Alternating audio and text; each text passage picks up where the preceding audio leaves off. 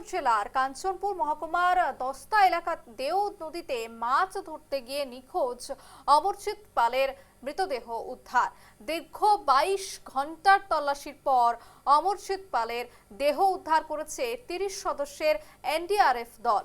শুক্রবার বিকেল প্রায় 3টে নাগাদ নদীর জলের থেকেই উদ্ধার তার নিথর দেহ। জানা যায় বৃহস্পতিবার বিকেলে দেও নদীতে মাছ ধরতে যান অমরজিৎ পাল।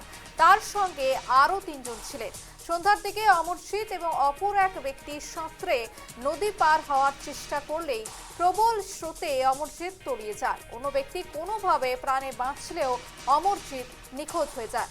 পরে শুক্রবার এনডিআরএফ এর 30 সদস্যের একটি দল ঘটনাস্থলে পৌঁছে তল্লাশি চালিয়ে বিকেলে তার দেহ উদ্ধার করে। কাঞ্চনপুর থানার পুলিশ মৃতদেহ উদ্ধার করে ময়নাতদন্তের জন্য কাঞ্চনপুর মহকুমা হাসপাতালে পাঠিয়েছে এবং শনিবার সেই ময়নাতদন্তের পর মরদেহ তুলে দেওয়া হবে পরিবারের হাতে।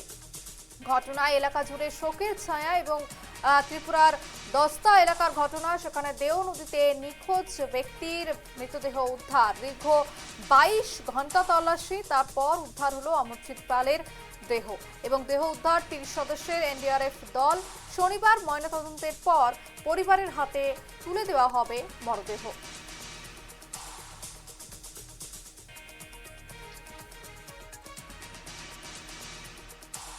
খবর আসে যে দেও নদী পালপাড়া দশদা এলাকার মধ্যে একজন ব্যক্তি যার নাম অমরজিৎ পাল, বাড়ি কদমতলা, এরকম খবর পেয়েছি। উনি মাছ ধরতে গিয়ে নদীতে তলিয়ে গেছেন।